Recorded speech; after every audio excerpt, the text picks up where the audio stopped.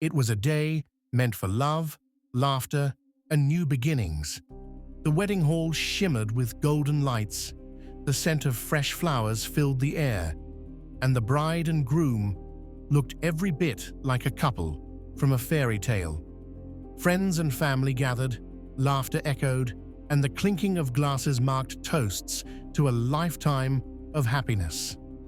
Among the flurry of emotions, no one imagined that one beautifully wrapped wedding gift would become the key to a courtroom drama. But before we unfold this unbelievable story, make sure you subscribe to our channel for real, thought-provoking stories like this one every single day.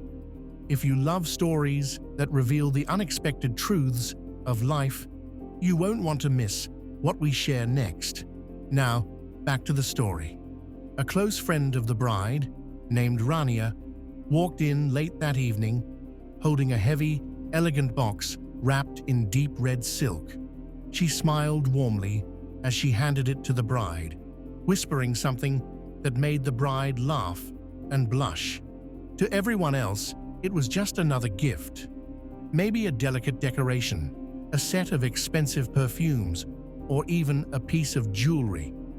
But a few weeks after the wedding, when the couple finally sat down to open their mountain of gifts, that red-wrapped box stunned them. Inside wasn't anything romantic or luxurious. It was a small, locked case. And inside that case were old photographs, handwritten letters, and printed screenshots, evidence that pointed to a secret the groom had hidden for years. At first, the bride didn't understand what she was looking at. Then the pieces clicked together. The letters were between her new husband and another woman. Not just messages of affection, but confessions, timelines, and even plans. The screenshots were of online conversations he had promised never existed. And the photos, they were undeniable. Shock turned to silence. Silence turned to tears. And eventually, those tears turned to rage. The bride confronted him. His face turned pale. He stammered, denied, blamed, but the box didn't lie. Every line, every image, every date told a story that couldn't be erased. What was even more disturbing, the bride realized Rania must have known all along. The question burned in her mind: why now? Why deliver this at her wedding? She reached out to Rania, desperate for answers, and what Rania revealed would shatter more than just trust. It would lead them both to a courtroom, where that wedding gift would become the most damning piece of evidence. What began as a celebration of love was now unraveling into betrayal, manipulation, and a pursuit of justice. And this was only the beginning. When the bride finally met Rania in person, her hands trembled, not from fear, but from betrayal, confusion, and a deep ache that only truth can bring. They sat across from each other at a quiet cafe. No words were spoken at first, just silence, broken only by the distant clinking of cups and the low hum of conversation around them. Finally, the bride asked the question that had been burning inside her. "Why did you give me that box?" Rania looked down, then met her eyes with something between guilt and courage. "Because you deserved to know before it was too late," she said. "I couldn't watch you walk into a lie." She explained that she had known about the groom's double life for over a year. The other woman, Sarah, was someone she had met at a mutual friend's gathering. The connection was accidental, but the truth wasn't. Sarah had told Rania everything, heartbroken and bitter, unaware that the man she was speaking of was about to marry someone else. Rania had confronted the groom months earlier, demanding that he come clean. He had begged her to stay silent, insisting it was all in the past. He even swore he loved the bride and that the affair had meant nothing. Rania didn't believe him, but when he went through with the wedding anyway, she realized she had to act. So she compiled everything: every message, every letter, every photo she could gather from Sarah.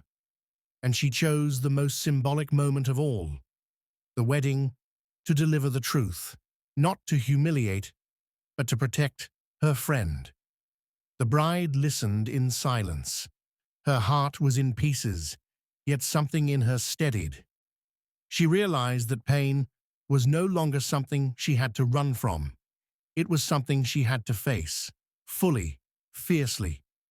Later that night, she sat alone with the box once more. This time, she wasn't just a betrayed woman. She was preparing to become a witness. The groom, still in denial, tried to control the narrative. He called it a setup, a mistake, even claimed the evidence was fabricated. But screenshots had metadata. Photos had timestamps. Handwritten letters bore his signature. There was no denying the timeline. There was no escaping the truth. When the bride filed for annulment and legal action, she didn't just want a divorce. She wanted accountability, emotional manipulation, deception, and breach of marital trust. She was determined to prove it all in court. And that red box? It became Exhibit A. But the courtroom was only one battlefield. The real war was within, between heartbreak and healing, shame and strength. And just when she thought the worst was behind her, a secret, buried even deeper, would come to light.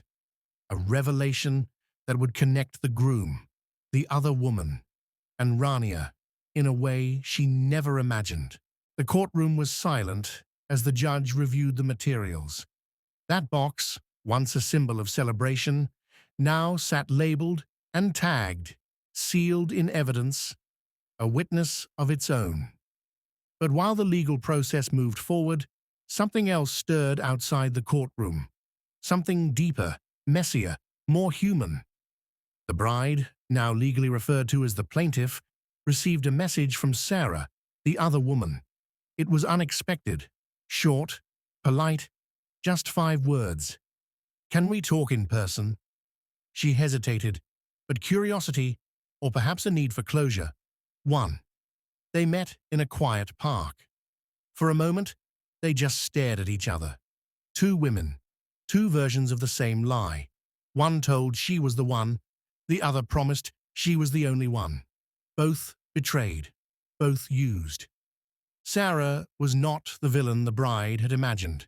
She was just as broken. She hadn't known about the wedding until weeks before. She had ended it. But her heart still ached, not for the man, but for the version of herself that had believed him. They talked for hours, shared timelines, compared messages. It was eerie. How the groom had mirrored the same words, the same gestures, even the same gifts, to both of them.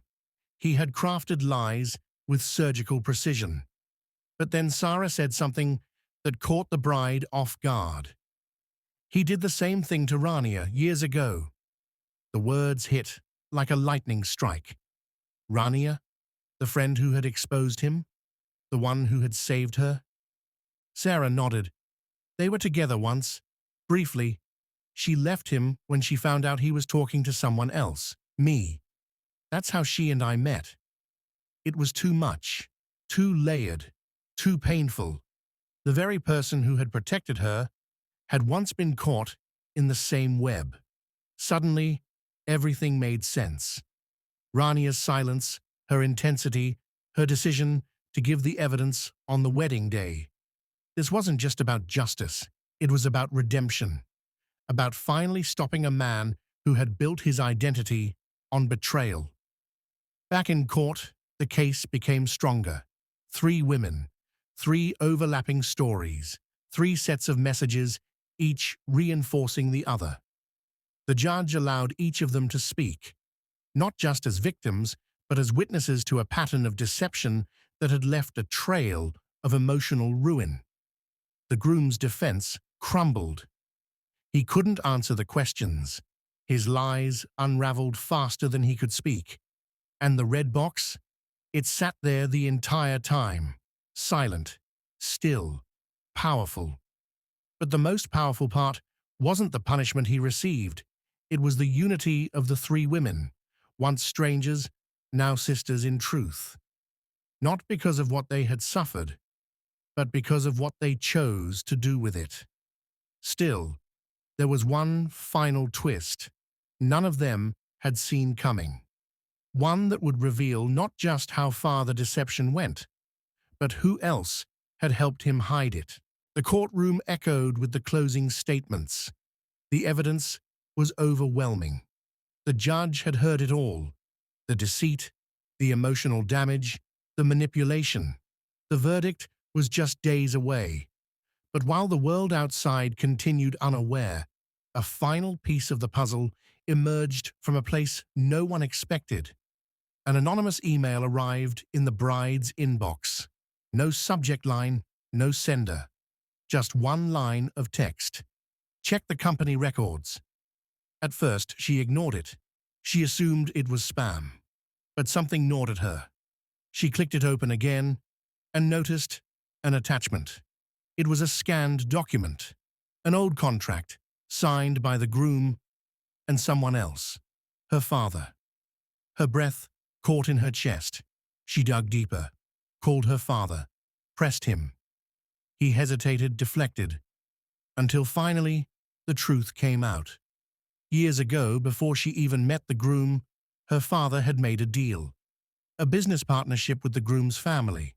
A merger, really, designed to elevate both families in status and power.